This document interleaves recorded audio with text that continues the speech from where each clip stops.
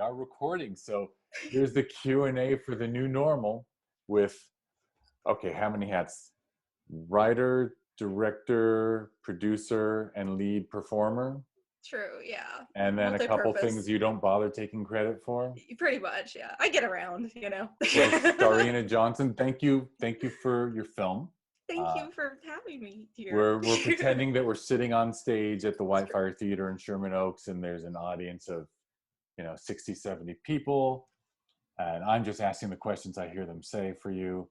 But I'm sure people will be telling you, both at the Q&A and afterwards, that your film is really beautiful. It's just wonderfully made. If you had, and you are a working actor, I believe. Yes. With a IMDb page and everything. And I know, I'm like official. And if you told me, when I first saw this film, because I don't look at any information before I watch it, if you had actually come on and said, yeah, I'm actually a nurse and I was working and we just figured we'd just shoot my life. Like it feels that authentic. It just feels, you've called it the new normal and it really feels, I don't know, it just has this emotional impact. I think in this time where people are trying really hard to integrate the pandemic into the arts, I think you just knocked it right out of the park. So thank you. Thank you for submitting such a heartfelt, great indie short. Thank you very much. And after I watch it, I read the stuff on Film Freeway about it. So actually, you made this as part of the Corman Challenge? Well, yes, I made it as part of the Corman Challenge and then failed at the Corman Challenge because it was only supposed to be 2 minutes. But then I couldn't bring myself to cut it, it was funny because at first I was going to cut it myself at home, and I know my limitations. I am not an editor. I can't do the editing. And so I contacted a friend of mine, Tracy Kring, and I was like, hey, do you happen to have time right now? It's supposed to be this little 2-minute short, and I sent her the script and she was just like, yes. And so I sent it over to her and she basically had it back to me almost the same day. And but she was one of those where she's like, I edited it how long I thought it should be. When I first sent it to her, I was like, I think this is actually going to end up being like maybe 5 or 6 minutes. And she was like, no, it's what I think is 9. I think is what she had said. And but then I saw it and I was just like, I don't want to cut anymore. Like I like how it is. And I've kind of always had this thing. It's really actually hard for me because I know a lot of festivals, they have time limits, or it's got to be this or it's got to be that. And I'm like, I just always get this feeling of like a story needs to be as long as a story needs to be. And if you can get it in 2 minutes, great. And if you can get it in 5, great. And if you can get it in 10, great. But I always feel like I'm doing a disservice if I try to slash and burn just for the sake of slashing and burning, So, I sent it over to her and she edited it. And then I went ahead and like did it, was gonna, do the little submitting of it. But I acknowledged, I was like, this fails the challenge, but I'm kind of proud of this. And so I'd sent it to a few people and they also loved it. I'm like, you should really submit this to festivals. And so I started and people seem to like it. So, which makes me feel good because it's like, okay, people can relate to this. And I think right now the world needs a lot more relating. So, yeah, so. Absolutely. And the pacing is fantastic. It's a film. You are capturing her isolation.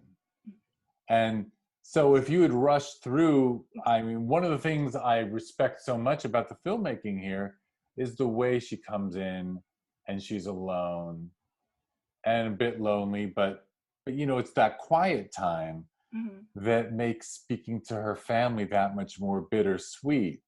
And then, your act 3 is really after she closes the laptop and just lays down and if you didn't give us, I don't know how long, but it feels like a few minutes, it's probably 30 seconds, but if you didn't give us that time to watch her decompress, then we wouldn't be able to sit there and think how much she misses her loved ones Hmm. but she knows she's going back to the hospital and who knows how long. Yeah. She's living in an Airbnb for the Yeah. safety of the people she loves.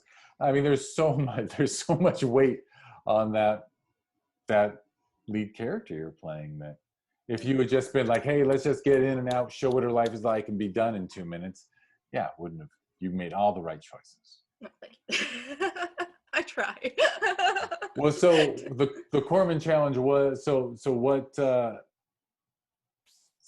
you might as well share exactly what the challenge was. And Oh yeah, it was to make a short film for like 2 minutes and just to like tweet it at him basically.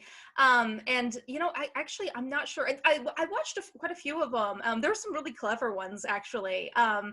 And I'm not sure which one won actually. I don't remember ever seeing an update on who won it exactly, but I did watch several of them. And if you can go to the hashtag, it's on Twitter, Corman Challenge, I think is all the hashtag was. But yeah, there were some that were really, really, really interesting. I mean, it's amazing what you can tell in 2 minutes. Honestly, this ended up not being a story that could be told in 2 minutes. So, I recommend it just for entertainment purposes. I mean, what else are we doing? It's a pandemic, so. and really the challenge was just make a film. Don't worry. Don't Oh, it was. don't sit down and budget. Don't do this. Don't Yeah, do it that. was. It Just was make quite something. literally make one in your, because this was at the start of the pandemic too. So this was like right when everything had kind of hit. And so everybody was still really super up in the air, not knowing like what was going on, what you could do, what you couldn't do. So it was basically like make a short film using whatever you have in your home with whoever your pandemic people were. And so, yeah, so it ended up being, that was part of the reason I wrote the script the way I did, was because I was like, well, how can I utilize other actors I know, but they can't be here, so yeah. And then I thought, well, if you have them on, FaceTime or whatever, if you're communicating, because then you can film that part, you're just not in the same space as them. So yeah, so that was why it was kind of shot the way it was. And it was just me and my Michelle, she's a producer friend of mine who actually was my DP with my very old iPad. So we were using, and she basically just handheld my iPad and walked around with me. And I mean, all things considered, I think it turned out pretty well, considering we didn't have any lights or sound. I mean, it was literally just my iPad wandering around my apartment basically. So. And it really is not lacking for that. It's not. And I actually, a filmmaker told me in a Q&A I recorded last week that they use like some fancy camera, but for audio recording they use the iPhone. Yeah, Like for wow, that's so the iPad sound is probably great. yeah. Yeah, And so so it was just two people in the apartment. yeah, it was, yeah, my I call her my pandemic pal. She's basically the only person I hang out with like while the pandemic is going on, especially like at the very start of the pandemic. She was kind of the only other human I saw. We would go hiking together just to get out of the apartment and then actually do something. That was actually right before they actually shut down the hiking here in LA. Because they did that for a while, and I was like, oh gosh, my one outing. Like, don't take that from me too. But yeah, so it was, she and I were here in my apartment, and Mindy and her daughter, I'm utilizing my friend's children, and so she and her daughter were at her place, but we only shot them obviously through FaceTime. So yeah. And how did that, by the way, great performances from everyone. But yeah, I mean, I looked at the credits and it's not too hard to figure out that you just FaceTimed someone else's child, but the kid did a great job. I know, isn't Hama cute? It was funny because we kind of like pseudo practiced it, and and it's one of those things where, and I remember saying this to Mindy, I was like, we're gonna get what we're gonna get. She's a 3-year-old kid. Like, that's just what you do what you do, and so yeah, she did really, really well. She was she was super cute. Yeah, and she So, seemed to understand that she missed you, and yeah. it Well, I just, mean, I actually know her in real life, so that helps too, I yeah, think, you know. she probably does miss I seeing think you. like right before the pandemic, I'd been over. Oh yeah, actually, I think I did babysit her like right before the pandemic. So yeah, she probably still was thinking fond memories of, I don't know, me playing something with her. So I bribed her with toys. That's what it was. No, I That didn't really bribe her with toys. always works. Well, and it was, and obviously you have, and you wrote out a script, right? Because, Mm. or did you do it like you just wrote out the ideas and then sort of Well, improvise? it was not quite an outline, not quite like a full-fledged script, but I mean, no, most of the lines that were written were verbatim. A little bit of the stuff with Naoma, because she would start doing something and we'd comment on it, you know, like you would in a conversation.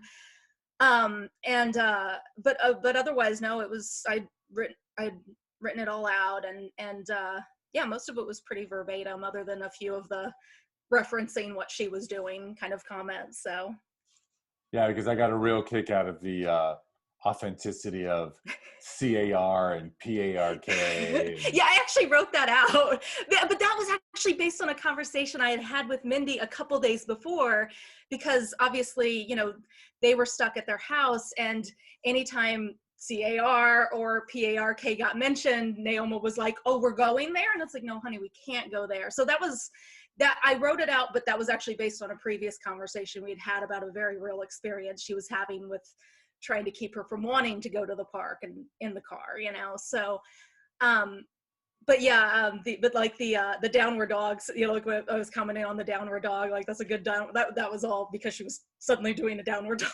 I was like, oh well, you know, I'll shove that in, it's and fine. I didn't ask. I'm sure a hand would have gone up in the audience if someone would have asked. I mean, what inspired you to choose the nurse? And did you just have that uniform from a Halloween party or something? You know, so it's funny because, you know, he said like it looked like I could have just been I play a nurse a lot. Apparently I have a very nurse face, which is fine. You know, but I get pegged as a nurse a lot. And so yeah, I actually just had a nursing costume. Um and so that I just had at the house. But what made me actually think of it was I can't remember. I think it was like I had read an article about, it just broke my heart, about this male nurse who like he was talking about his experience of coming home and his own child like wanting to run up and hug him from coming home from work, and like the wife like kind of grabbing the kid really fast, and he like broke down because he's like, I basically have to come home, go straight to the back room because I don't know if I'm like, because at the time, like I said, it was early on in the pandemic, and he was like, I don't know that I'm not potentially contaminating. And that's actually what gave me the idea of like, you know, what decisions are people having to make right now to protect their families? And I thought, you know, I could totally see somebody being like, you know what, I'm just going to go stay in an Airbnb, stay in a hotel, or stay somewhere where I'm not potentially infecting the people I love. So that's actually kind of where that, you know, idea kind of stemmed from, was just the idea of like, you can't even do the basics of, you know, being with your loved one, and how far would you go to protect your loved one, you know? So That's been a real part of this pandemic the whole time. I mean, my 80-year-old mother is in a place for an independent living place where there's healthcare workers. yeah, I think several of the healthcare workers just chose to rent an apartment together so yeah, that away from their families so that they could go work in this and not facility with potentially, elderly and people, yeah, and just isolate and also be less likely to lose their jobs, because yeah, if someone in their family brings it home, all of a yeah, sudden they lose their income. Yeah. exactly, Hard yeah, decisions all around. yeah, yeah. And you captured it. So bravo.